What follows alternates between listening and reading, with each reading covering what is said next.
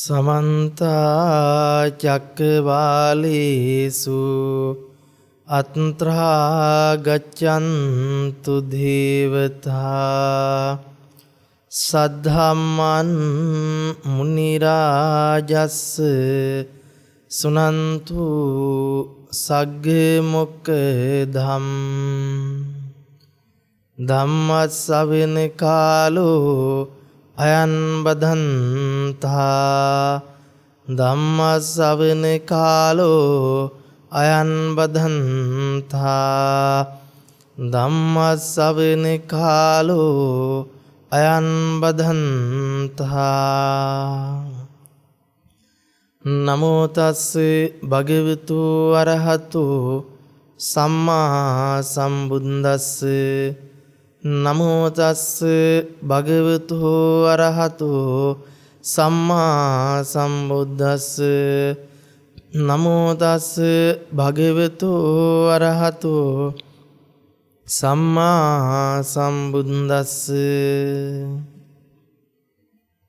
උතුම් චතුරාර්ය සත්‍ය ධර්මය අවබෝධ කර ගැනීම පිණිස ලෝතර තථාගත බුදුරජාණන් වහන්සේ ලෝක සත්වයන්ට මහා කරුණාවෙන් යුක්තව උතුම් ධර්ම මාර්ගයේ දේශනා කොට වදාරන්නට යෙදුණා.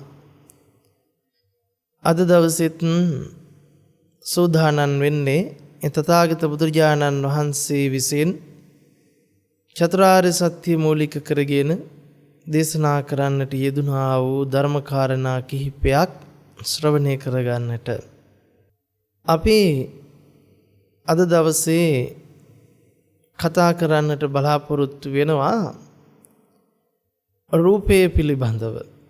රූපය පිළිබඳව කිව්වට පස්සේ අපිට රූපය අද දවසේදී හැමෝටම මුණ ගැහෙනවා ඉර හඳ වශයෙන්, තාරකා වශයෙන්, ගස්ගල් වශයෙන්, ඇලදොල වශයෙන්, අම්මා තාත්තා වශයෙන්, දුව පුතා වශයෙන් අපිට මේ රූපය මුණ ගැහෙනවා.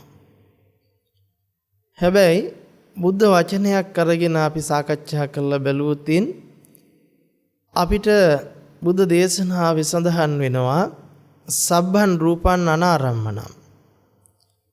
රූපය අරමුණු කරන්නට බෑ කියන එක.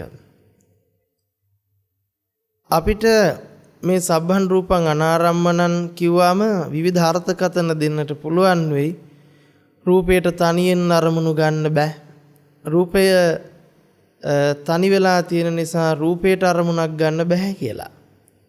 හැබැයි එතන එහෙම අදහසක් හැඟෙන විදිහට නෙවෙයි මේ පාලි වචනේ ක්‍රියාත්මක වෙන්නේ සබ්බන් රූපන් අනාරම්මන. සියලු රූපය අරමුණු කරන්න බෑ. සබ්බන් රූපන් කියේ සියලු රූප. අනාරම්මනං කියේ අරමුණු කරන්න බෑ කියන එක. ආරම්මන නොවේ කියන එක. දැන් අපි කල්පනා කරන්නට වෙනවා එහෙමනම් සබ්බන් රූපන් අනාරම්මනං කියපු ගමන් අපේ ඔළුවට එනවා එහෙම වෙන්න බෑ. අපිට රූප අරමුණු වෙනවා. අපිට වර්ණ රූප අරමුණු වෙනවා. සද්ද රූප අරමුණු වෙනවා. ගන්ධ රූප අරමුණු වෙනවා. රස රූප අරමුණු වෙනවා. පොට්ටබ්බ රූප අරමුණු වෙනවා. ධම්ම රූප අරමුණු වෙනවායි කියලා. හැබැයි තථාගත බුද්ධ වචනයට අනුකූලව නම් රූපය අරමුණු කරන්නට බැරි ධර්මයක්. සබ්බන් රූපන් අනාරම්මනම්. අපි එහෙමනම් කල්පනා කරන්නට ඕනේ ඇයි මේ රූපය අරමුණු කරන්නට බැහැයි කියලා භාග්‍යවතුන් වහන්සේ පෙන්වුවේ කියලා. අපි රූපය සහ රූපස්කන්ධය පිළිබඳව විමසගත්තොත් මේක තෝරගන්නට පහසු වෙනවා. රූපය රූපස්කන්ධය මද රූපස්කන්ධයේ රූපය මද අපි මේක තෝරගන්නට ඕන. දැන් අපි ස්කන්ධ ධර්මතා ටිකක් කතා කරනවා. රූපස්කන්ධ, වේදනා, සංඥා, සංකාර, විඥාන ස්කන්ධ. ඒ යටතේ ඊළඟට අපි රූපය ගැන කතා කරනවා, වේදනාව ගැන කතා කරනවා, සංඥාව ගැන කතා කරනවා, සංඛාරය ගැන කතා කරනවා, විඥානය ගැන කතා කරනවා. අපි කල්පනා කරලා බලන්නට ඕන මේ රූපස්කන්ධේ යටතට වැටෙන්නේ මොකද්ද කියලා. දැන් අපි රූපය ගැන කතා කරනකොට අපි කියනවා සතර මහා ධාතුවත් සතර මහා ධාතුවේ උපාදාය රූපත් රූපේ යටතට වැටෙනවා. අපි ස්කන්ධ ගැන කතා කරනකොට මේ සතර මහා ධාතුවත් සතර මහා ධාතුවේ උපාදාය රූපත් කිව්වට පස්සේ අපි තේරුම් ගන්නට වෙනවා පඨවි ආපෝ තේජෝ වායෝ ටික සතර මහා ධාතු වෙනවා. සතර මහා ධාතුවේ උපාදාය රූප බවට පත් වෙන්නේ වර්ණ, ගන්ධ, රස, ඕජා. දැන් අපි මේක මේ විදිහට කතා කරනකොට සතර මහා ධාතුව සතර මහා ධාතුව ඇසුරු කරගත් රූපත් රූපේට අයිති කරන්නට පුළුවන්කම තියෙනවා. දැන් අපි කල්පනා කළොතින් රූපස්කන්ධයේදී අපි කතා කරන්නේ අපිට අරමුණු වෙන්නේ අම්මවත් තාත්තවත් දුවවත් පුතාවත් කියන රූපේ නෙවෙයි. ඇත්තටම අපිට අරමුණු වෙන්නේ වර්ණ මාත්‍රයක්. අපි මේ සරල මට්ටමක ඉඳලා මේක කතා කරගෙන යමු. මොකද ඇහැට වර්ණ රූපයේ මිසක ඇහැට අම්මා තාත්තා දුව පුතා නෙවෙයි. එතකොට ඒ රූපස්කන්ධයට අරමුණු වෙන දේ අපි මානසිකාරයෙන් තමයි අම්මා වගේ අම්මා කියන රූපේ බවට පරිවර්තනය කරගන්නේ. තාත්තා කියන රූපේ බවට පරිවර්තනය කරගන්නේ. දුව පුතා ඇලදොල ගංගා කියන රූපයක් බවට පරිවර්තනයක් කරගන්න. අපි මේ ගැන විමසන්නට ඕන ප්‍රඥාව ඇසුරු කරගෙන. දැන් අපි මෙතනදී මෙහෙම කල්පනා කරමු. අපිට මේ ලෝකේ හිතෙනවා දැනෙනවා ඊයේ තිබුණු අදත් පවතින මතුවටත් පවතින ලෝකයක මම ජීවත් වෙනවා. තව මගේ ඥාති හිත මිත්‍රාදීන්ද ජීවත් වෙනවා.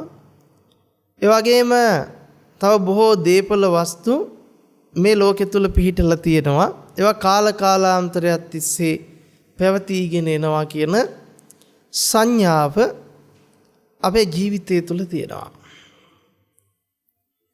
එතකොට අපිට ඒ සංඥාව තුල තමයි රූපය ගොඩනගලා තියෙන්නේ. මගේ අම්මා තාත්තා කියන රූපේ, ඇලදොල ගංගා කියන රූපය, මේ මුළු සමස්ත ලෝකයේම රූප වශයෙන් අපිට මුණගස්සලා තියෙන්නේ මෙන්න මේ අපිට තියෙන පැවැත්ම පිළිබඳ. එහෙම නැත්නම් ඊයේ තිබුණු අදත් පවතින මතුවටත් පවතින ලෝකයේ කියන සංඥාවත් එක්ක. හැබැයි අපි ස්කන්ධ ධර්මතා ටිකට ඇවිල්ලා බැලුවොත් මේ ස්කන්ධ ධර්මතා ටිකේ ක්‍රියාත්මක වීම තියෙන්නේ අතීතේවත් අනාගතේවත් නෙවෙයි. මේ ස්කන්ධ ධර්මතා ටිකේ ක්‍රියාත්මක වීම තියෙන වර්තමානයේ තුල. අපි වර්තමානයේ තුල කියලා කතා කරන්නේ මේක අවබෝධය කර ගැනීම වෙනුවෙන්. එහෙම නැතුව අපිට ස්කන්ධ ධර්මතා ටිකේ ක්‍රියාකාරීත්වයේ තියෙන තැනක් පණවන්නට පුළුවන් කමක් නැහැ. අපි සරලව මෙහෙම හිතමුකෝ. අපි කල්පනා කරනවා අද දවසේ අපි පුංචි කාලේ අහවල් විදියට ගත කළා. අපි අහවල් තැන්වලට ගියා. අපි මේ දේවල් නැරඹුවා. මේ දේවල් වින්දනය කළායේ කියලා අපිට පුළුවන් මානසිකාර කරන්න. අපි ඒකට කියනවා අතීතය කියලා. ඇත්තටම අපි එතනදී අතීත රූපයක් ගැන මෙනෙහි කරනවා. හැබැයි අපි ඒක සම්මත වශයෙන් අතීත රූපයක් කියලා එහෙම මෙනෙහි කළාට අපි ඒ රූපේ එදා මෙනෙහි කරලා තින්නේ එදා අපි ඒ රූපේ අරමුණු කරලා තියෙන වර්තමානයේ තුලමයි. අපි අනාගත රූපයක් ගැන අරමුණු කළාට ඒ අනාගතය ගැන අපි අරමුණ භුක්ති විඳින්නේ වර්තමානයේ වෙලාමයි. අතීතයේ විඳේ වර්තමානයේ වෙලා අනාගතයේ විඳින්නේ වර්තමානයේ වෙලා. එහෙමනම් අපි කල්පනා කරන්නට වෙනවා මේ රූප වේදනා සංඥා සංකාර විඥාන ටික ඇසුරු කරගෙන අපි ලෝකයේ අත්දැකීම ලබන්නේ වර්තමානයත් තුලමයි. අපිට මේ වර්තමානයේ මේ අත්දැකීම ලබනකොට අපිට කවදාකවත් අම්මා බවට පත්විච්ච රූපයක් හම්බ වෙන්නේ නැහැ. තාත්තා බවට පත්විච්ච රූපයක් මුණ ගැහෙන්නේ නැහැ. අයියා අක්කා දුව පුතා බවට පත්විච්ච රූපයක් මුණ ගැහෙන්නේ නැහැ. අපිට කියන්නට වෙන්නේ පෙනීම කියන කාරණාව එකක්ය. අම්මා තාත්තා දුව පුතා ඉරහඳ තාරකාය කියලා මෙනෙහි කරන එක මානසිකාරයක්. ඒක තව එකක්. එහෙනම් ඔන්න අපි කල්පනා කරන්නට වෙනවා ස්කන්ධ ටිකට අපි රූපස්කන්ධයට අරමුණු වෙන්නේ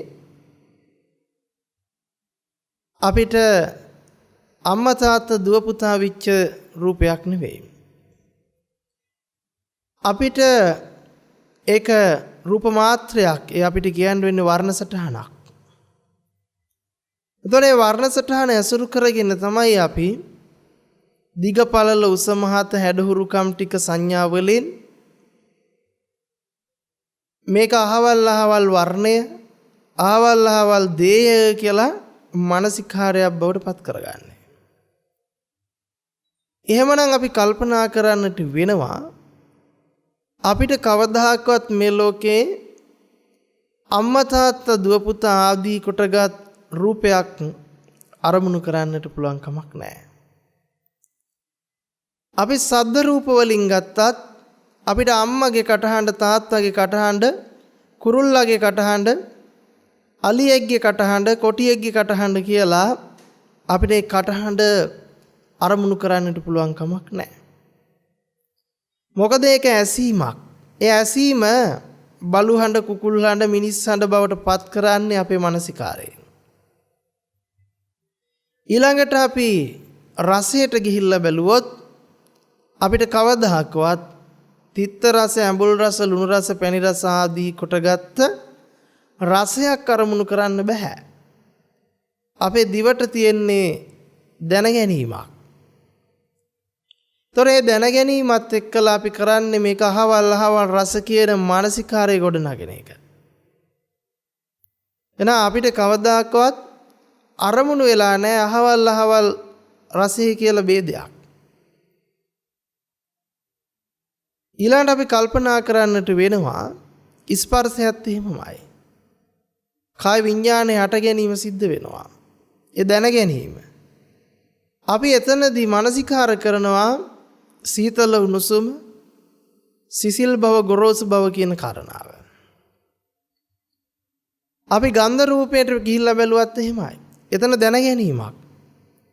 ඒ දැන ගැනීම අහවල් අහවල් දේ කියලා කරන්නේ මානසිකාරයක්. එහෙනම් ඔන්න අපි තේරුම් ගන්නට වෙනවා මේ රූපය ගොඩනගන්නේ මානසිකාරයෙන් රූපේ අරමුණු වෙන්නේ නැහැ. එතකොට අපි කල්පනා කරන්නට වෙනවා මොකක්වත් නැත්තම් වර්ණ සටහනක් හරි කොහොමද අරමුණු වෙන්නේ කියන තර්කයට එනවා. අපි මොකක්වත් නැතයි කියනවා නෙවෙයි මොකක්වත් තියනවායි කියනවත් නෙවෙයි. අපි මේ කාරණාව තේරුම් ගන්නට ඕන පටිච්චසමුප්පාද ධර්මයට අනුකූල කරගෙන. හේතුඵල න්‍යායට අනුකූල කරගෙන. නැත්නම් අපිට මේ ධර්ම කාරණාව තෝරගන්නට බැරි වෙනවා, වටහා ගන්නට පුළුවන් කමක් ලැබෙන්නේ නැහැ. අපි කල්පනා කරන්නට ඕන එහෙමනම් රූපය අරමුණු කරන්න බැහැ කිව්වේ අපිට කවදාකවත් මේ ලෝකයේ තුල කෙනෙක් ඉඳගෙන යම් රූපයක් අරමුණු කරනවා නොයි කියන අදහසෙන්. කෙනෙක් ඉඳගෙන මේ ලෝකයේ අත්දැකීම් ලබනවා නොවේ. අපි කවුරු හරි කියනවා නම් මේ ලෝකේ සජීවීවත් වූ ආත්ම වූ කෙනෙක් ඉන්නවාය. ඒ කෙනා මේ ලෝකේ රූප ශබ්ද ගන්ධ රස ස්පර්ශ අරමුණු ගන්නවාය.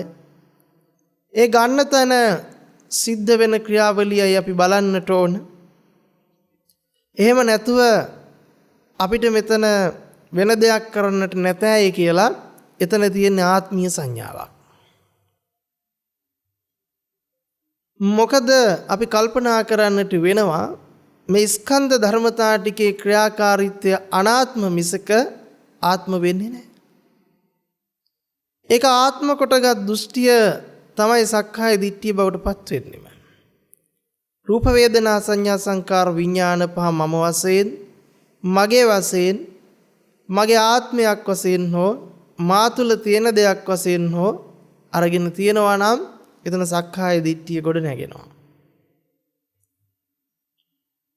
අපි එhmenan කල්පනා කරන්නට වටිනවා මේ රූප වේදනා සංඥා සංකාර විඥාන ආදී ස්කන්ධ ධර්මතා ටික ආත්ම නොවන තැනකින් කොහොමද ගොඩනැගෙන්නේ කියන කාරණාව. ඒ නිසායි බුදුරජාණන් වහන්සේ අපිට පෙන්වන්නේ මේක ඉබේ සිද්ධත් නොවන මමත් කරගත්තේ නැති වෙන කෙනෙකුට නොකරන ලද හේතු ප්‍රත්‍යාගයේම සමුදයක් කියලා. දැන් අපි කල්පනා කරලා බැලුවොතින් අපි තෝරගෙන බැලුවොතින් අපිට වැටහෙනවා එහෙමනම් අපිට තියෙනවා මහා වැරදි අවබෝධයක්. ඇහක් කනක් නාසයක් දිවක් ශරීරයක් දරාගත්තා වූ සත්වයක් ඉන්නවාය, පුජ්‍යලයක් ඉන්නවාය, ආත්මයක් තියෙනවාය කියලා.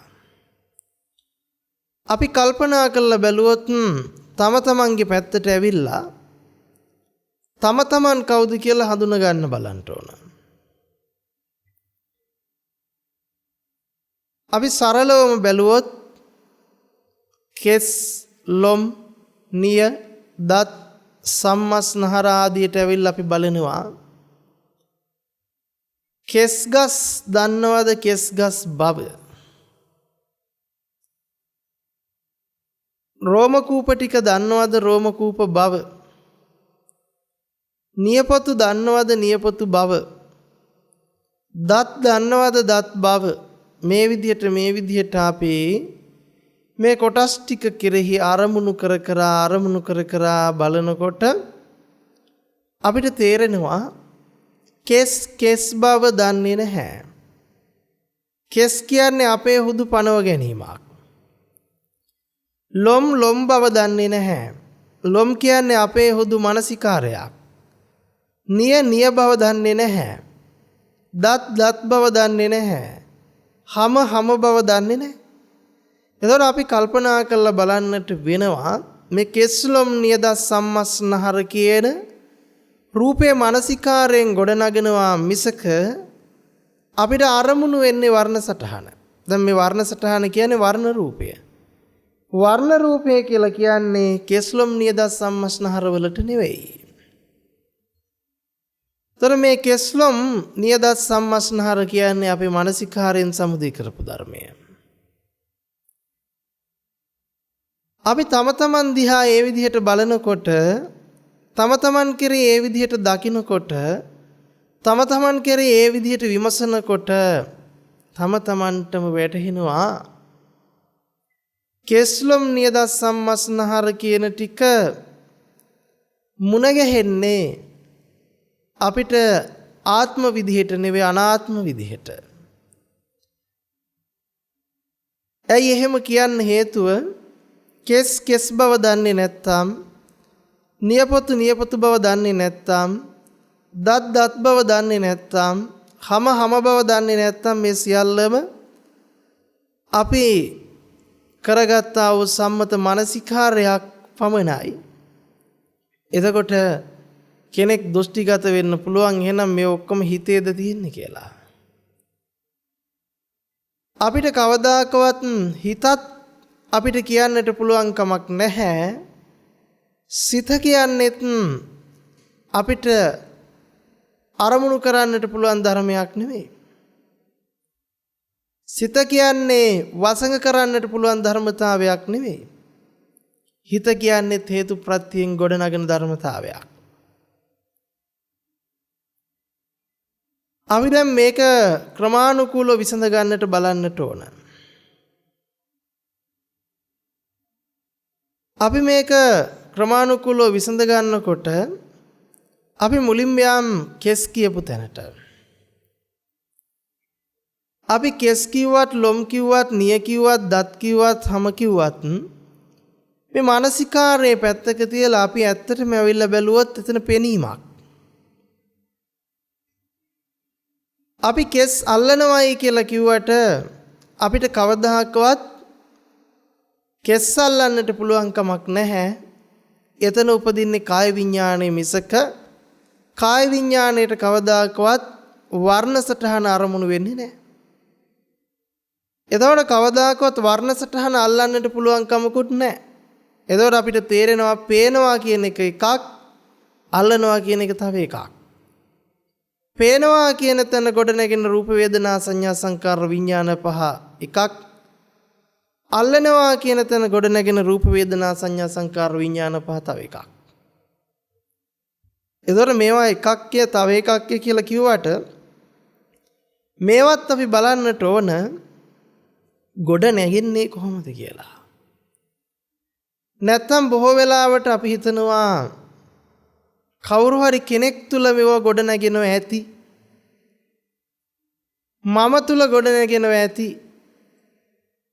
හැබැයි අපි කල්පනා කරන්නට ඕන බුද්ධ දේශනාවට අනුව නම් මේවා මම කරගන්නේ නැහැ.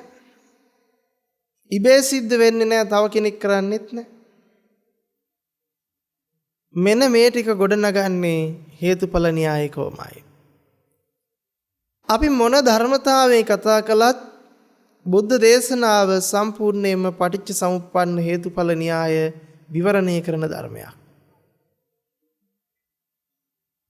අපිට හේතුඵල න්‍යායෙන් පරිබාහිරව පටිච්ච සමුප්පාද න්‍යායෙන් පරිබාහිරව අපිට කිසිම දෙයක් අර්ථකථනය කරගන්නට පුළුවන් කමක් නැහැ පරමාර්ථ වශයෙන්. ඉමස්මින් සති ඉදන් හෝති ඉමස්ස උප්පාදා ඉදන් උප්පජ්ජති. මේක නිතරම මතක් කරනවා, නිතරම මෙනෙහි කරනවා.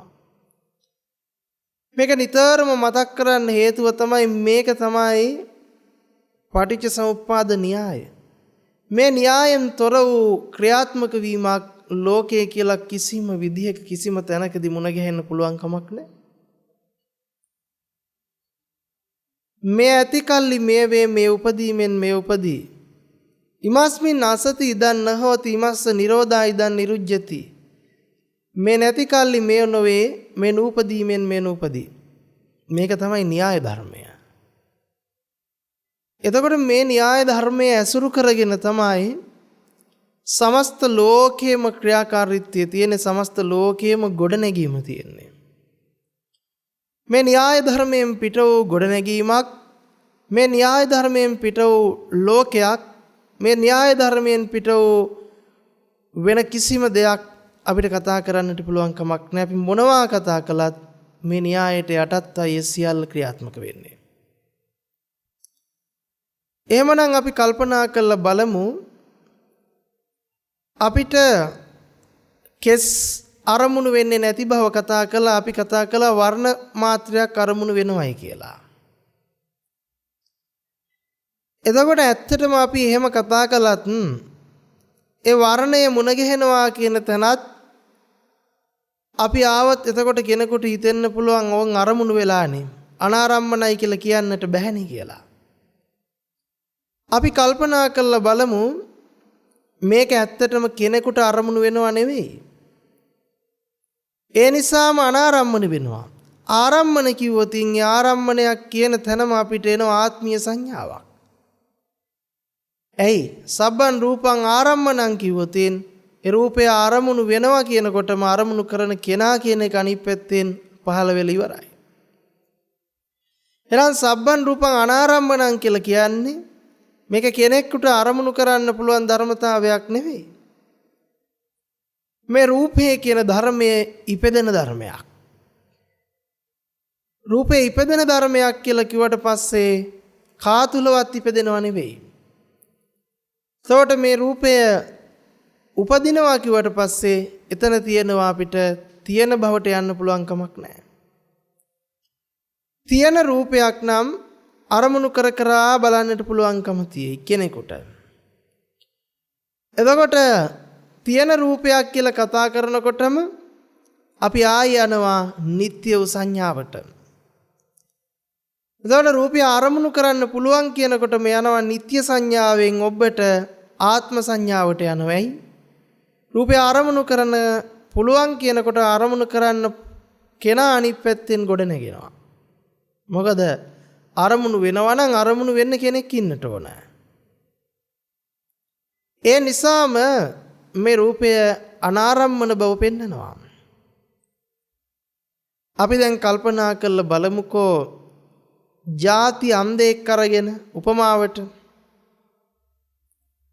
අපි කියනවා මේ අන්ධයාට ඇස් දෙක තියෙනවා හැබැයි අන්ධ නිසා පේන්නේ නැහැ කියලා. ඒ හින්දා තමයි අපි අන්ධයි කියලා මානසිකාර කරගෙන සම්මත කරගෙන තියෙන්නේ. අපි අන්ධයාගේ පැත්තට ඇවිල්ලා බලන්න ඕන. අපි හැමෝම හිතලා බලන්න ඔබ හැමෝම උපතින්ම අන්ධයි කියලා. උපතින්ම අන්ධයි කියලා හිතුවොත් ඔබට කවදාකවත් පෙනීම සිද්ධ වෙලා නැහැ. පෙනීම කියන එක පිළිබඳ කිසිම අත්දැකීමක් නැහැ. මේ පෙනීම කියන එකේ කිසිම අත්දැකීමක් නැති නිසා ඔබට කවදාකවත් ඇහැ ගැන අත්දැකීම හෝ රූපේ අත්දැකීම ලැබිලා නැහැ. කවුරු කොහොම කිව්වත් අන්ධයාට කවදාකවත් ඇහැ කියන එක ගොඩ නැගිලාම නැහැ. අන්ධයාට කිසිම කලක රූපය ගොඩ නැගිලත් නැහැ, ඇහැ ගොඩ නැගිලත් නැහැ. එතකොට අන්ධයාගේ ස්කන්ධ ධර්මතා ටිකට කවදාකවත් ඇහැ රූප මඤ්ඤණාවක් සිද්ධ වෙලා නැහැ. අපි කිව්වට අන්ධයාට ඇස් දෙකක් පිහිටලා තියෙනවා, අන්ධයා වටේත් රූප තියෙනවා කියලා. හැබැයි කවම කලකවත් මේ අන්ධයාට ඇහැ රූපය පිළිබඳව අත්දැකීමක් නැහැ. එතකොට අපිට තේරෙනවා පෙනීම අහිමි වීමට තමයි අපි අන්ධ භව කියලා තියෙන්නේ. පෙනීමේ අහිමි වීම තුළ කවදාකවත් ඇහැ අරමුණු වෙන්නේවත් රූපය අරමුණු වෙන්නේවත් නැහැ. එව නැතුව ඇහැ පිළිබඳ රූපය පිළිබඳව මඤ්ඤණාවක් කරන්නට පුළුවන් කමක් නැහැ. දැන් අපි කල්පනා කරන්නට ඕනේ එහෙමනම් මේ ඇහැ කියන ධර්මය අපිට නිත්‍ය වශයෙන් ස්ථිර වශයෙන් තනි කරලා පෙන්වන්නට බෑ. රූපය කියන ධර්මයක් නිත්‍ය වශයෙන් ස්ථිර වශයෙන් වෙන් කරන්නට පුළුවන් කමක් නැහැ. පෙනීම නැති කල්හි ඇහැ උපදීමකුත් නැහැ, රූපේ ඉපදීමකුත් නැහැ. ඇහැ රූපේ පහළ වීමක් නැහැ. පෙනීම ඇති කල්හිමයි ඇහැ පහළ වීම තියෙන්නේ, රූපේ පහළ වීම තියෙන්නේ. එනිසා අපිට කියන්නට පුළුවන් කමක් නැහැ මේ ඇහැ නිත්‍ය වූ තියෙන ධර්මයක් කියලා, ස්ථිරව පවතින ධර්මයක් කියලා. රූපයත් නිත්‍යව ස්ථිරව යම් තැනක පවතිනවා කියලා කියන්නට පුළුවන් කමක් නැහැ. එතකොට ඔබට හිතෙන්න පුළුවන් නෑ එහෙම කියන්න බෑ. අන්ධයාට පෙනුනේ නැති වුණාට අල්ලන්න පුළුවන් රූපය. දැන් අපි කියනවා අපිට වෙලා තියෙන්නේ පේනවා කියන එක අල්ලන්න පුළුවන් කියන තැනකින් තමයි අපි ඉන්නේ. පේන දේ අල්ලන්න පුළුවන්, අල්ලන දේ ඉඹලා බලන්න පුළුවන්, අල්ලන දේ ඉඹලා බලලා රස විඳින්නට පුළුවන් කියන මානසික මට්ටමක අපි ඉන්නවා. අපි උපමාවක් අරගෙන බලමු. අපි ගමු බත් කියන උපමාව අරගෙන අපි මේක ඩිංගක් තෝරගන්නට බලමු. අපි හිතනවා අද දවසේදී බත් මට දකින්නට පුළුවන්, ඒ බත් මට අල්ලලා බලන්නට පුළුවන්, ඒ අල්ලපු බත් මට සුවඳ බලන්නට පුළුවන්, ඒ අල්ලපු බත් මට ලෙව කාලා රහ භුක්ති විඳින්නට පුළුවන් කියන මානසික මට්ටමක් අපිට තියෙනවා. මේ මානසික මට්ටමෙන්ම තමයි අපි හැමදේම ගලප ගන්නට බලන්නේ. අපි හිතලා බැලුවොත් අපිට පේනවා කියන එක තුලින් තමයි අපි බත් දකින්නවායේ කියන අරමුණු කරන්නේ. පෙනීම මතපදනම් වෙලා අපි බත් කියන මානසිකාරය සිද්ධ කරගන්නවා. තර මානසිකාරය එකක්, පෙනීම තව එකක්. අපිට පෙනීම අද බත් බවට පත් වෙලා. අපිට පෙනීම අද නිත්‍ය වූ ස්ථිර වූ යම් තැනක පවතින බත් බවට පත් කරගෙන තියෙන්නේ අපේ මානසිකාර ලෝකේ. අපි කල්පනා කරලා බැලුවොත් පේනවා කියන කාරණාව කාලාත්‍රයකට අපි පනවලා තියෙන්නේ. අතීත වර්තමාන අනාගත හුදු කාලාත්‍රයක් තුල දිගටම පේනවායේ කියන තැනට අපිපත් වෙලා තියෙන්නේ. හැබැයි අපි අතීතය පැත්තක තියලා අනාගතයේ පැත්තක තියලා වර්තමානයට ඇවිල්ලා බලනවා. අපි ඇවිල්ලා බැලුවොත් මේ වෙලාවේ පේනවයි කියන එක අතීතයට අයිති නැහැ. අනාගතයට යන්නෙත් නැහැ. ඒක මේ වෙලාවේ සිද්ධ වෙන පෙනීමක්. අතීතෙන් ආපුත් නැති අනාගතයට යන්නෙත් නැති වර්තමානයේ සිද්ධ කරපු පෙනීමක්. එහෙනම් මේ වෙලාවේ පේනවයි කියන එක අතීතයේ තිබ්බ බත් නෙවෙයි. අනාගතයට යන බතුත් නෙවෙයි. ඇත්තටම බත් නෙවෙයි පෙනීමක්. අපිට සිද්ධ වෙලා තියෙන්නේ අපි පෙනීම මත තවර ගන්නවා බත් කියන මානසිකාරය. ඊට පස්සේ අපිට අතීතයත් වර්තමානයත් අනාගතයත් කියන කාලාත්‍රයට මැදි වෙලා ඉන්න අපි මේ කාලාත්‍රයට මේ බත ගලපගෙන ඒක පවතින බතක් බවට තියෙන බතක් බවට පත් කර ගන්නවා. අපි කල්පනා කරලා බැලුවොත් බත් කියන මානසිකාරය මේ වෙලාවේ යෙදුනේ ඔබට. ඒ මානසිකාරයේ පැත්තකට තියලා අපි පේනවා කියන කාරණාවට ඇවිල්ලා බලනවා. පේනවා කියන කාරණාව මේ වෙලාවේ සිද්ධ වෙන්නේ හේතු ප්‍රත්‍යයෙන්. පෙනීම ඇති කල්ලිම ගොඩනගපු ඇහැ රූපේ. පෙනීමෙන් තොරව අපිට කවදාකවත් ඇහැ ගැන රූපේ ගැන අරමුණක් වෙන්නේ නැහැ. එහෙනම් අපිට කියන්නට පුළුවන් කමක් නැහැ මේ වෙලාවේ ඉපදිච්ච ඇහැ මේ වෙලාවේ ඉපදිච්ච රූපය අතීතෙන් ආප එකක් හෝ අනාගතයට යන එකක් කියලා. මේ වෙලාවේ පෙනීම සිද්ධ වෙච්ච නිසා අපිට ඇහැ රූපය පිළිබඳ මඤ්ඤණාව යෙදුණා. කෙනෙක් යමක් බලන බවට දෘෂ්ටියක් ගොඩ නැගුණා. හැබැයි ඇත්තම කතාව ඒක සිද්ධ කළේ දෘෂ්ටිය ගොඩ නැගුවේ පෙනීම මත පදනම් වෙලා මිසක පෙනීමෙන් තොර හෝ තොර වූ ඇහැක් රූපයක් ගැන මඤ්ඤණාවක් සිද්ධ කරන්නට පුළුවන් කමක් නැහැ. එතකොට අපි කල්පනා කරලා බලනවා පේනවා කියන කාරණාව අතීතෙන් ආපු නැති අනාගතයට යන්නේ නැති ධර්මතාවයක්. අපි බොහෝ වෙලාවට මේ උපමා සාධක ගලප ගන්නට හදන්නෙත් කෙනෙක් ඉඳගෙන මේ ලෝකේ තියෙන බත් පිළිබඳ කතා කරනවා කියන තැන ඉඳලා. හැබැයි ඔබ මේ වගේ වෙලාවක මේ උපමාව කියන එක දැඩිසේ ග්‍රහණය කර නොගෙන මේ උපමාවට අනුගත වෙලා බලන්නට ඕන. ඔබ ඒ වෙලාවට පෙනීම කියන ධර්මතාවයේ බවට පත් වෙලා බලන්නට ඕන. පෙනීම කියන කාරණාවෙන් තොර වූ මට පේනවා කියන සංසිද්ධියක් ගොඩනගන්නට පුළුවන් කමක් නැහැ. පෙනීමෙන් තොරව මට බත් පේනවා කියලා කියන්නට පුළුවන් කමක් නැහැ. එහෙනම් අපි කල්පනා කරලා බලන්නට ඕන මේ වෙලාවේ පේනවා කියන ධර්මතාවයට ඔබ අනුගත වෙන්න. ඒ වෙලාවේ ඔබ හිතන්න එපා ඇහැ කන නාසය දිව ශරීරය දරාගත්ත මම ඉන්නවා කියන තැනින් පරිබාහිර වෙලා පේනවා කියන එක ඔබ වෙලා බලන්න.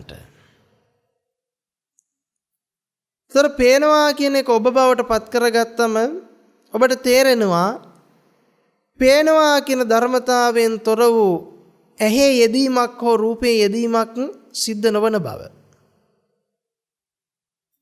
ඒ බත් කියන කාරණාව දකින විදිහටමයි ඔබේ ශරීරය කියලා ඔබ අද දවසේ පනවගෙන ඉන්න සම්මතිය දකින්නේ. මේ වෙලාවේ පෙනීමට එන්න කෙස්ලොම් නියදත් සම්මස්නහර කියන ටික ඒ විදිහටම ඔබ දකින්න. ඒ පෙනීමෙන් තොරව ඔබට කවදාකවත් කෙස්ලොම් නියදත් සම්මස්නහර කියලා මානසිකාරයක් කරන්නට බෑ. මානසිකාරයේ පැත්තක තියලා පේනවා කියන ධර්මතාවයට ඇවිල්ලා බැලුවොත් පේනවා කියන එක සිද්ධ වුණේ නැත්නම් ඔබට ඇහැ රූපේ කියන දෙපැත්තේ මුණ ගැහිමක් නැහැ. ඇහැ රූප දෙකේ ගොඩනැගීමක් නැහැ. එහෙනම් ඔන්න තේරුම් ගන්නට ඕන අපිට කවම කවදාකවත් කුමන කලකවත් පුළුවන් කමක් නැහැ ඇහැ කන නාසය දිව ශරීරයක් දරාගත්තා වූ සත්වෙක් පුජ්‍යලේක්ව දැක ගන්නට. ඒ අපේ හුදු මානසිකාරයක්ම පමණයි. පේනවා කියන ධර්මතාවයේ සිද්ධ වුණේ අතීතේවත් අනාගතේවත් නෙවෙයි. ඒක මෙන්න මේ වෙලාවේ සිද්ධ වුණා. හැබැයි ඒක සිද්ධ වුණේ මටවත් වෙන කෙනෙකුටවත් ඉබේවත් නෙවෙයි. මෙන්න මේකට කියනවා අපි හේතු ප්‍රත්‍ය වූ ධර්මතාවය. පෙනීම ඇති කල්හිම ගොඩනගපු ඇහැ රූපය.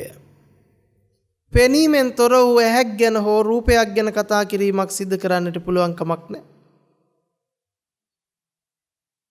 ඔන්න අපි එහෙමනම් බත් කියන කාරණාවේදී අපිට තේරෙනවා අපිට බත් මුණ ගැහිලත් නැහැ අපිට බත් මුණ ගැහෙන්නෙත් නැහැ. බත් කියන්නේම මානසිකාරයක් පමණයි. එතකොට අපිට ඇහැට කවදාකවත් බත් හම්බෙලා නැහැ. අපිට බත් කියන රූපේ කවදාකවත් අරමුණු කරන්නට පුළුවන් කමක් ලැබිලා නැහැ. පෙනීම ඇති කල්හිම ගොඩනගපු ඇහැ රූපේ අසුරු කරගෙන අපි මඤ්ඤණා කරගන්නවා බත් දකින්නා වූ කෙනෙක් ඉන්නවායේ කියන දෘෂ්ටිය. ඒක මඤ්ඤණාවක්. ඒක ගොඩනගාගත් මානසිකාරයෙන් ගොඩනගපු මඤ්ඤණාවක්ම පමණයි. නැත්තම් ඒ වෙලාවේ සිද්ධ වුණේ පෙනීම ඇසුරු කරගෙන හේතු ප්‍රත්‍යයෙන් ගොඩනගපු ඇහැ රූපය. එතකොට කෙනෙකුට හිතෙන්න පුළුවන් මේ ඇහැ රූපේ එහෙනම් ඒ වෙලාවේ ගොඩ නැගුණා නේද? හැබැයි මේ ඇහැ රූපේ ගොඩ නැගුණා කියන තැන අපි තේරුම් ගන්නට වෙනවා ඇහැ කියන්නේ සමුදය ධර්මයක් වගේම ඇහැ කියන්නේ නිරෝධ ධර්මයක්. රූපේ කියන්නේ සමුදය ධර්මයක් වගේම නිරෝධ ධර්මයක්. චක්කු විඥානය කියන්නේ සමුදය ධර්මයක් වගේම නිරෝධ ධර්මයක්. එතකොට මේ සමුදයයි නිරෝධයයි කියන දෙක අපි බොහෝ වෙලාවට අර්ථකථනය කරගන්නේ ඇති වෙලා නැති වෙනවායි කියලා.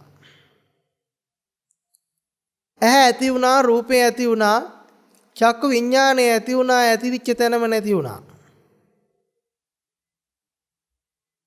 හැබැයි මේ සමුදය නිරෝධය කියන ධර්මතාවය අපිට කියන්නට පුළුවන් කමක් නැහැ ඇති වෙනව නැති වෙනවා කියලා. අපි සමුදයයි නිරෝධයයි කියන එක අවස්ථා දෙකකදී දකින්නට උත්සාහවන්ත වෙන්නේ. මේ සමුදය නිරෝධය කියන එක අපි ගලප ගන්නට ඕන චතුරාර්ය සත්‍යයට. අපි මේ ඇහැ ඇති වෙනවා ඇහැ නැති වෙනවා කියලා කතා කරාට රූපේ සමුදය රූපේ නිරෝධය කියලා කතා කරාට මෙතන ඇත්තටම අපි පරමාර්ථ වශයෙන් කතා කරන්නේම මේ ඇහැ රූප මුණ ගැහෙන තැන ගොඩනගන රූප වේදනා සංඥා සංකාර විඥාන කියන ස්කන්ධ ධර්මතා ටික පිළිබඳවම තමයි. තව විදිහකට කිව්වොත් අපි කල්පනා කරලා බලන්නට ඕන මෙතන ගොඩනගලා තියෙන චතුරාර්ය සත්‍යමයි.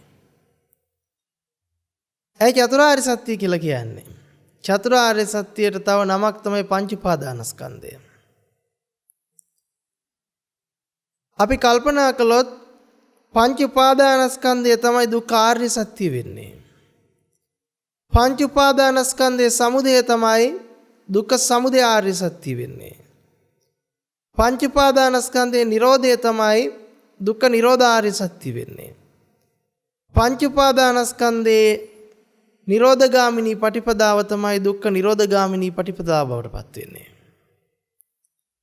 එහෙනම් ඔන්න අපි කල්පනා කරන්නට වෙනවා මේ චතුරාර්ය සත්‍ය කියලා කියන්නේ හතර වතාවකදී අවබෝධ කරන දෙයක් හෝ හතර වතාවකදී සිද්ධ වෙන දෙයක් නෙවෙයි. සමුදය දකින්නවා කියන තැනම නිරෝධය ප්‍රත්‍යක්ෂ වෙන්න ඕන. සමුදය නොදන්නාකම නිසා තමයි නිරෝධය ප්‍රත්‍යක්ෂ නොවෙන්නේ. සමුදය නොදන්නාකමම තමයි අවිද්‍යාව කියලා කියන්නේ. දුකත් සමුදයත් නොදන්නා බවට වචනයක් තමයි අවිද්‍යාව. දුක සමුදය දන්නා බවට අපි කියන විද්‍යාව ප්‍රඥාව. දුක සමුදය අවබෝධයි නම් ඒ ප්‍රත්‍යක්ෂ වෙලා තියෙන නිරෝධ මාර්ගය. දැන් ඔන්න අපි කල්පනා කරගමු මෙන්න මෙතනදී පෙනීම ඇති කල්ලිම ගොඩ නගපු ඇහැ රූපේ කියන ධර්මතාවයේ සමුදය ධර්මයකුත් නිරෝධ ධර්මයකුත් වෙන්නේ කොහොමද? සමුදය ප්‍රත්‍යක්ෂ වෙනකොටම නිරෝධය සමුදය දකින්නකොටම නිරෝධය ප්‍රත්‍යක්ෂ වෙන්නේ කොහොමද කියන එකයි. දැන් අපි දකිනවා මේ ඇහැ රූපේ කියන එක අතීතෙන් ආපු නැති අනාගතයට යන්නේ නැති වර්තමානයේ තුල පෙනීම ඇති කල්හිම ගොඩ නැගුවායේ කියලා. ඊළඟට අපි කල්පනා කරලා බලනවා මේ පෙනීම කියන ධර්මතාවය නිත්‍ය වශයෙන් කොතන හරි ගොඩ නැගුවද කියලා. ස්ථිර වශයෙන් කොතන හරි තිබ්බද කියලා. අපිට බලනකොට පේනවා මේක කොතනකවත් තිබුණේ නැති බව. මේකට අපි වර්තමානයේ සිද්ධ වුණා කියලා මඤ්ඤණා කරගත්තට ඒ මඤ්ඤණා කරගන්නේ අපි පුජ්‍යල වූ දෘෂ්ටියකින්. ඒ වර්තමානයක් ගැන කතා කරනවා නම් කතා කරන්න වෙන්නේ ඇති බවකට ගිහිල්ලා. ආත්මීය සංඥාවකට ගිහිල්ලා. ඒ වර්තමානයේ කියනකොටම වර්තමානයේ කෙනෙකුට මුණ ගැහිලා වෙනවා. වර්තමානයේ අරමුණු වෙලා තියෙනවා. එතකොට අනාරම්මණං කියපු ධර්මතාවයෙන් අපි පරිබාහිරට ගිහිල්ලා එනවා ආරම්මණං කියන තැනට නැවත කොටු වෙනවා. ආරම්මණං කියන තැනට එනකොටම ආය ආත්මීය දෘෂ්ටියට එනවා අරමුණු වර්තමානයේ ගන්න කෙනෙක් ඉන්නවයි කියලා. අන්න ඒ නිසා තමයි අපි කියන්නේ පෙනීමෙන් ඇහැ රූපේ වෙන් කරන්නට පුළුවන් කමක් නැහැ. ඇහැ රූපෙන් පෙනීම වෙන් කරන්නට පුළුවන් කමක් නැහැ. අපි පෙනීම කියන කාරණාවට තව නමක් දැම්මොත් අපි ඒකට කියනවා විඥාන. චක්කු විඥාන, සෝත විඥාන, ගාන විඥාන, දිව්‍යා විඥාන, කාය විඥාන, මනෝ විඥාන වශයෙන් අපි විඥාණය පෙනෙන, ඇහෙන, දැනෙන, දැනගන්න කියන මට්ටමින් වර්ගීකරණය කළා කතා කරනවා. හැබැයි බුදුරජාණන් වහන්සේගේ උපමාව විඥානයේ මාය උපමාන. මායාවකට උපමා කරන්නේ. ඒතර මායාවේ ස්වභාවය තමයි නැති දෙයක් ඇති විදිහට මවාපාන එක. එහෙනම් මේ විඥානය කියන ධර්මතාවයට තමයි අපිට මේ වෙලාවේ අරමුණු වෙන්නේ ඇහැ ගැන රූපේ ගැන. විඥාණයෙන්තරව අපිට ඇහැ ගැන රූපේ ගැන අරමුණු කරන්නට බෑ. ඒකමයි තව විදියකින් අපි කිව්වේ පෙනීම ඇති කල්ලිම ඇහැ රූපේ කියලා. එහෙනම් විඥාණයෙන් කරගත්තා වූ හුදු මානසිකාරයක්ම පමණයි අහවල් රූපේ මම දැක්කායි කියන එක. අහවල් රූපේ මම දැක්කායි කියලා විඥාණයෙන් මානසිකාර කරනවා. ඒ පෙනීමත් හා සමගම. එහෙනම් ඔන්න අපි කල්පනා කරන්නට වෙනවා පෙනීම කියන ධර්මතාවය ආත්ම නොවන අනාත්ම ධර්මයක්. ඒ පෙනීම කියන ධර්මතාවයට තනියෙන් පවතින්නට පුළුවන් කමක් නැහැ. පෙනීම කොතනද? ඇහැ රූපේ සමුදය එතනමයි. අන්න එතකොට අපි කල්පනා කරන්නට වෙනවා ඇහැ රූපේ සමුදය අපි දකිනවා කොහොමද? අතීතයේ සිට නොයාපු අනාගතයට නොයන වර්තමානයේ තුල නිත්‍ය වශයෙන් යම් තැනක පහළ නොවන මේ ඇති කල්හිම මේ වේ මේ උපදීමෙන් මේ උපදී කියන ධර්මතාවයට අනුව සමුදය වීමක්. පෙනීම ඇති කල්හිම ඇහැ රූපයත්, ඇහැ රූපය ඇති කල්හිම පෙනීමත්. එතකොට මෙන්න මේ ධර්මතාවය අපිට තියෙනවා කියන්නත් බෑ, නෑ කියන්නත් බෑ. ඇත නැත අන්ත දෙකෙන් පරිබාහිරව අපි බලනවා මේ ඇති කල්හිම මේ වේ මේ උපදීමෙන්ම මේ උපදී. පෙනීම ඇති කල්හිම අරමුණු විච්ච ඇහැ රූපය, ඇහැ රූපය ඇති කල්හිම අරමුණු විච්ච රූපය. ඒ නිසා පෙනීම මත රඳා පැවතිච්ච ඇහැ රූපයත්, ඇහැ රූපය මත රඳා පැවතිච්ච පෙනීමත් මිසක කෙනෙකුට අරමුණු වුණ හෝ කෙනෙක් තුල සිද්ධ වුණ හෝ කෙනෙකුගේ ආත්මීය සංඥාවකින් සිද්ධ නොවුණු අනාත්ම විච්ච ධර්මතාවයක්. එහෙනම් එතකොට අපිට කියන්නට පුළුවන් කමක් නැහැ ඒ ඇහත් රූපයත් පෙනීමත් කියන ධර්මතාවය යම් තැනක සමුදය වුණාය කියලා කියන්න බෑ. යම් කෙනෙක් තුල හටගත්තාය කියලා කියන්න බෑ. අතීතෙන් ආවාය කියලා කියන්න බෑ. අනාගතයට යනවාය කියලා කියන්න බෑ. මේ වෙලාවෙත් නිත්‍ය වශයෙන් තියනවා කියලා කියන්න බෑ. අපි කරන්නේ මෙන්න මේ හේතුඵල යාන්ත්‍රණය නොදන්නකම නිසා. මේ ඇතිකල්ලිම මේ උපදී මේ හට ගැනීමම මේ හටගනී කියන ධර්මතාවයෙන් තොර වෙච්ච නිසා අපි හිතනවා වර්තමානයේක මේක නිත්‍ය වශයෙන් සකස් වුණායි කියන තැනට එනවා. ඒ නිසා අපිට වර්තමානයේ හටගෙන නැති වෙනවා කියන දෘෂ්ටියකට එනවා. එතකොට හටගත්ත බව අරමුණු කරනවා, නැතිවිච්ච බව අරමුණු කරනවා. එතකොට නැවත අපි අරමුණු කරන්න පුළුවන් ආරම්මණම් කියන දෘෂ්ටියක බැහැ ගන්නවා. හැබැයි බුද්ධ දේශනාව පරිදි අනාරම්මන විච්ච රූපයක්. එන අනාරම්මනයි කියනකොටම අපි තේරුම් ගන්න ඕන ආත්මීය දෘෂ්ටියෙන් තොරයි. අරමුණු කරනවා කියනකොටම වර්තමානයක් ගැන කියනකොටම වර්තමානයේ මුණ ගැහිච්ච කෙනෙක් ඉන්නවා. අන්න එතකොට අපි යනව නැවත ආරම්මන කියන තැනටත් ආත්මීය සංඥාවටත්. එතකොට අපි තේරුම් ගන්නට ඕන එහෙමනම් මේක කෙනෙක් තුල සිද්ධ නොවුණු, ඉබේ සිද්ධ නොවුණු, තව කෙනෙක් සිදු නොකරපු පෙනීම ඇති කල්ලිම ගොඩනගපු ඇහැ රූපයත් ඇහැ රූපය ඇති කල්ලිම ගොඩනගපු පෙනීමත්. මේක එකක් මත එකක් රඳා පැවතිලා පෙන්වන ක්‍රියාවලියක්.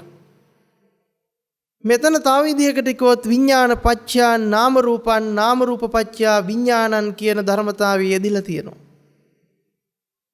විඥානේ නිසාම නාම රූපත් නාම රූපය නිසාම විඥානත් මිසක නিত্য වූ නාම රූපයක් මිස හෝ නিত্য වූ විඥානයක් ගැන කතා කරන්නට පුළුවන් කමක් නැහැ.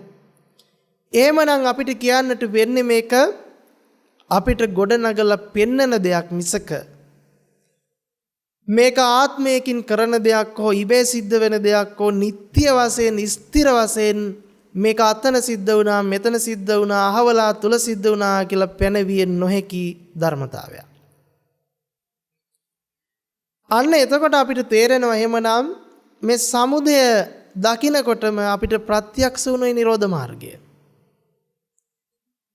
මොකද අපි දැක්කේ මෙතන දුක්ඛ ආර්ය සත්‍ය. මොකද දුක්ඛ ආර්ය සත්‍යයට මුණ ගැහෙනවා මොකද්ද?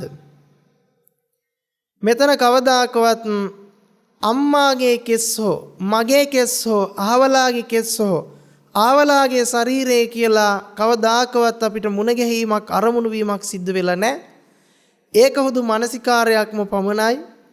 ඒක අපි සිද්ධ කරගත්ත මානසිකාර ධර්මයක්ම මිසක ඒක අරමුණු වෙච්ච ධර්මයක් නොවේ කියලා ඔන්න අපි තේරුම් ගත්තා. ඊළඟට අපි කල්පනා කරලා බැලුවා පෙනීම කියන කාරණාව කෙනෙක් විසින් නොකරවද හේතු ප්‍රත්‍යයෙන් සිද්ධ වුණු ධර්මයක් බව අවබෝධ කරගත්තා.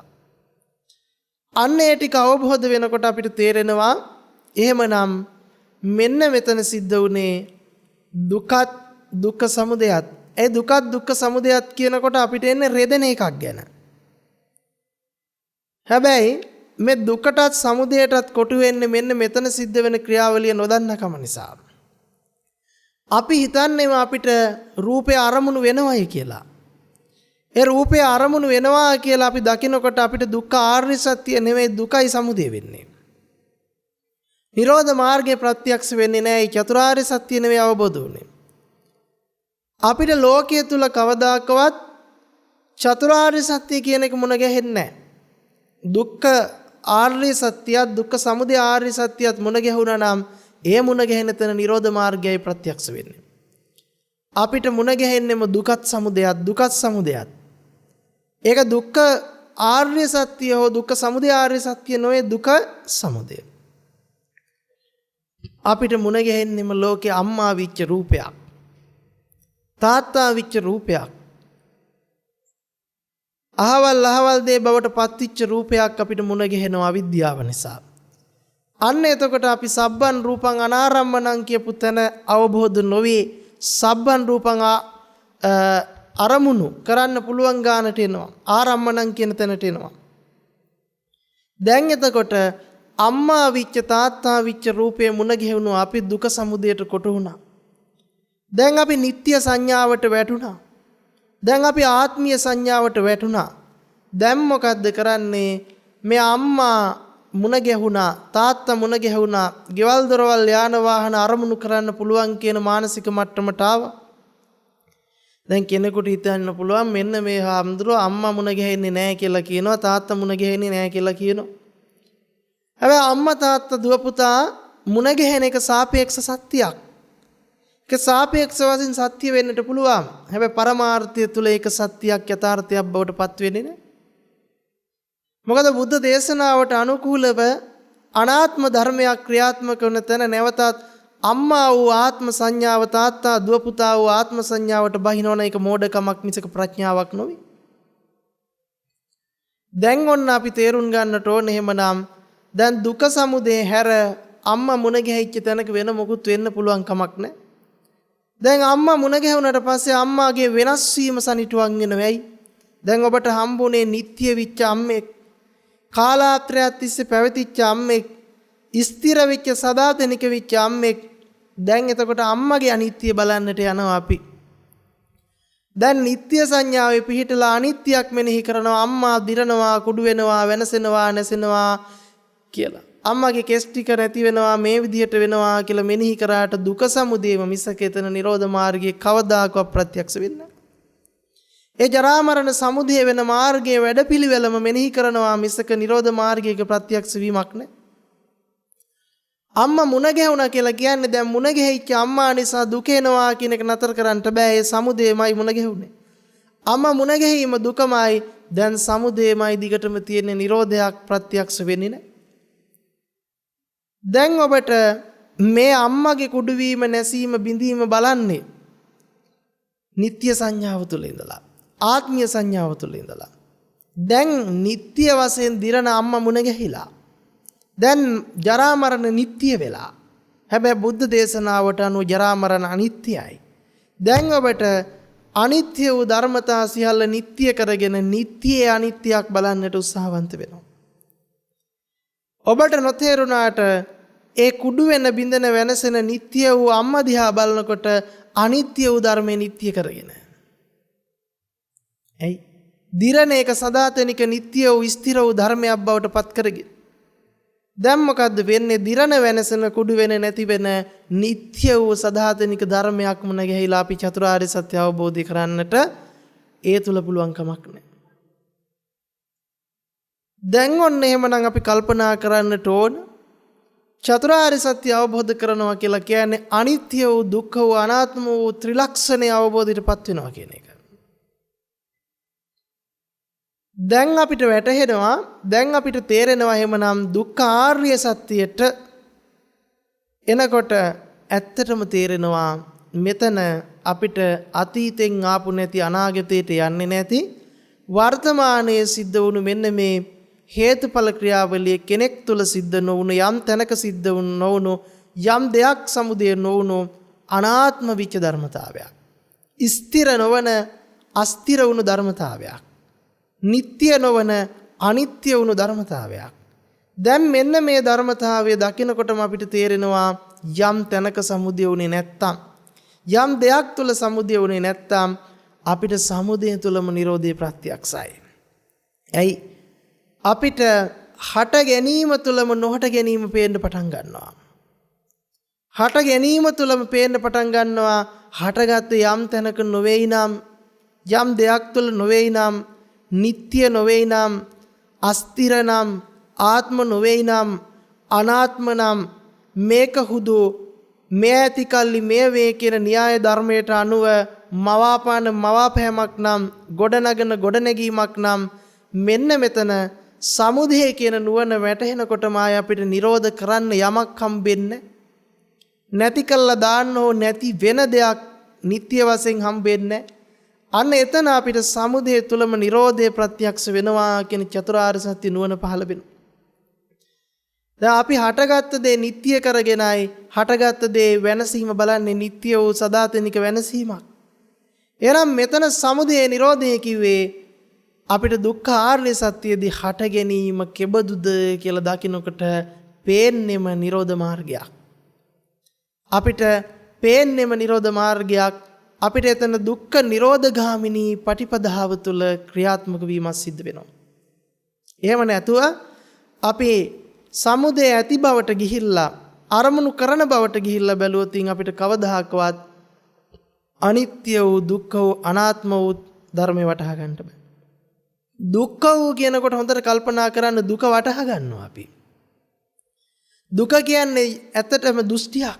දුක ආර්ය සත්‍යමයි සත්‍යය. අපි දුක කියන්නේ නিত্য වූ සංඥාවෙන් ගත්තා වූ දෘෂ්ටියක්.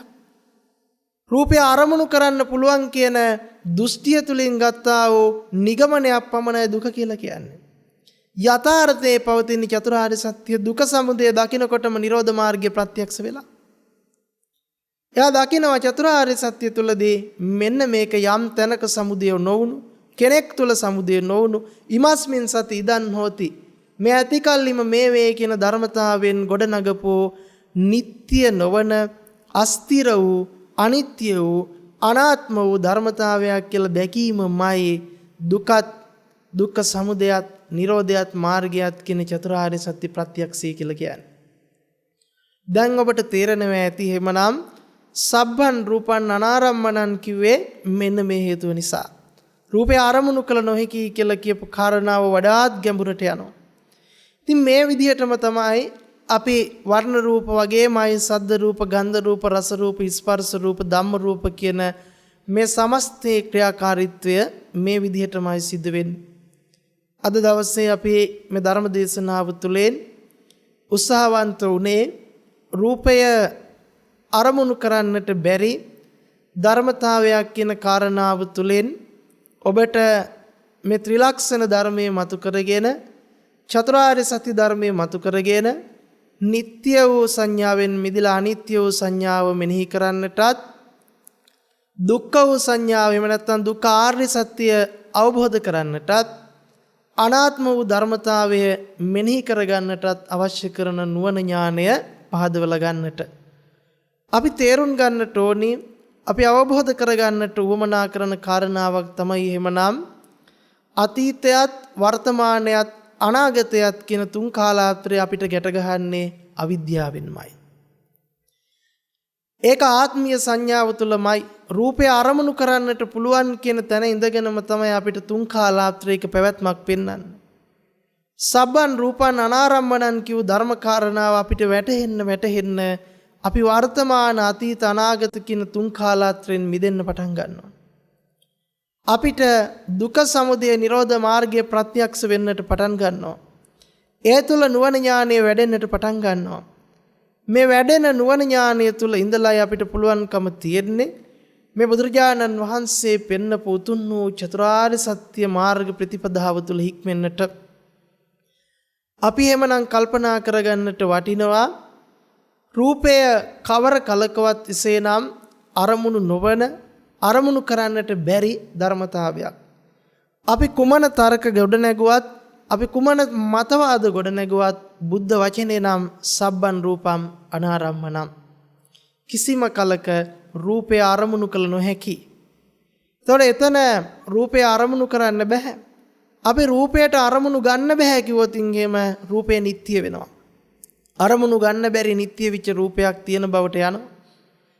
අපි එහෙම නිසා තේරුම් ගන්නට වෙනවා සබ්බන් රූපන් අනාරම්මනන් කියපු බුද්ධ වචනේ අසුරු කරගෙන අපි ඒ පිළිබඳ නුවණ මෙහෙවන්න අපිට චතුරාර්ය සත්‍ය අවබෝධයට ඒක හේතුවක් බවට පත් වෙනවා.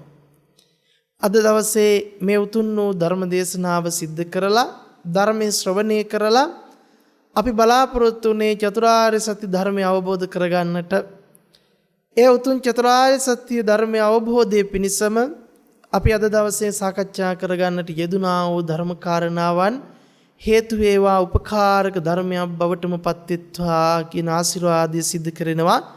සුඛී හෝතු අභිවාදන සීලිස්ස නිච්ඡං වද්ධාපචායිනෝ චත්තාරෝ ධම්මා වඩ්ඩಂತಿ ආයුවන්නෝ සුඛම් බලම් ආයුරාෝග්‍ය සම්පatti සග්ග සම්පatti මේවච අතෝ නිබ්බාන සම්පatti ඉමිනාතේ සමිජ්ජතු ද්වේෂක්ඛයෝ නිබ්බානං